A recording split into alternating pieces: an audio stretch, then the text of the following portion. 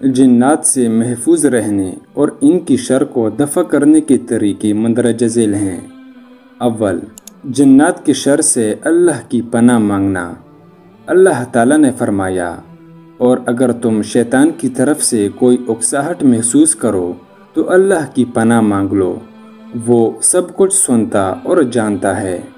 نیز صحیح بخاری میں ہے کہ نبی صلی اللہ علیہ وسلم کے پاس دو آدمیوں میں گالی گلوچ ہو گئی۔ ان میں سے ایک شخص کا چہرہ غصے سے سرخ ہو گیا۔ نبی صلی اللہ علیہ وسلم نے فرمایا، مجھے ایک ایسا جملہ معلوم ہے کہ اگر وہ اس کو پڑھ لیں تو اس سے غصے کی کیفیت ختم ہو جائیں۔ وہ جملہ اعوذ باللہ من الشیطان الرجیم ہے۔ دوم، معوذتین یعنی کہ قل اعوذ برب الفلق اور قل اعوذ برب الناس، یہ آخری دو سورتوں کی تلاوت۔ ترمذی نے ابو سعید رضی اللہ عنہ سے روایت کیا، وہ کہتے ہیں کہ نبی صلی اللہ علیہ وسلم جنوں اور انسانوں کی نظر بد سے پناہ مانگتے تھے، یہاں تک کہ معوذتین یعنی کہ یہ آخری کل کی دو سورتیں نازل ہوئیں۔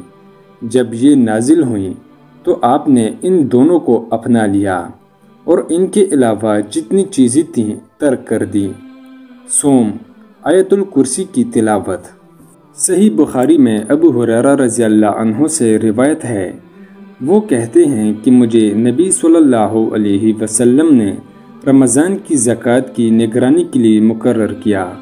چنانچہ میرے پاس ایک شخص آیا اور چلو بھر بھر کر غلہ اٹھانے لگا۔ میں نے اسے پکڑ لیا اور کہا، میں تمہیں رسول اللہ صلی اللہ علیہ وسلم کے پاس پیش کروں گا۔ ابو ہریرہ رضی اللہ عنہ نے پوری حدیث ذکر کی۔ آخر میں یہ کہا کہ اس شخص نے ابو ہریرہ رضی اللہ عنہ سے کہا کہ جب تم بستر پر لیٹنے لگو تو آیت الکرسی پڑھ لیا کرو، اللہ کی طرف سے تمہاری نگرانی کے لیے ایک محافظ رہے گا اور صبح تک شیطان تمہارے قریب بھی نہ آئے گا۔ نبی کریم صلی اللہ علیہ وسلم نے فرمایا، وہ جھوٹا تھا لیکن اس نے جو بات کہی وہ سچ کہا، وہ دراصل شیطان تھا۔ چہارم، سورہ بقرہ کی تلاوت۔ رسول اللہ صلی اللہ علیہ وسلم نے فرمایا، اپنے گھروں کو قبرستان نہ بناؤ۔ جس گھر میں سورہ بقرہ کی تلاوت ہوتی ہے شیطان اس کے قریب نہیں جاتا۔ پنجم، سورہ بقرہ کا آخری حصہ۔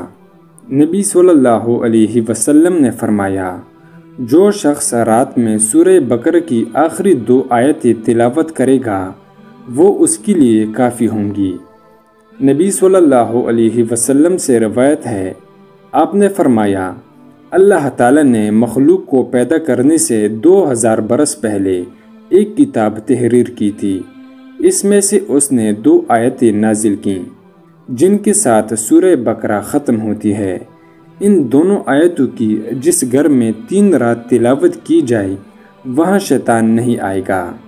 ششم، نبی صلی اللہ علیہ وسلم نے فرمایا، جو شخص 100 مرتبہ لا الہ الا اللہ وحدہ لا شریک لہ لہ الملک وَلَهُ الْحَمْدُ وَهُوَ عَلَى كُلِّ شَيْءٍ قدیر کہے گا، اس کے لیے یہ تسبیحات 10 گردنیں آزاد کی جانے کے برابر شمار ہوں گی اور اس کے لیے 100 نیکیاں لکھی جائے گی اور اس کے 100 گناہ مٹائے جائیں گے، اور دن بھر یہ تسبیحات اس کے لیے شیطان سے روک بنی رہے گی یہاں تک کہ شام ہو جائے، اور اس کے اس عمل سے زیادہ افضل کسی کا عمل نہ ہوگا بجز اس شخص کے جو اس سے زیادہ عمل کرے۔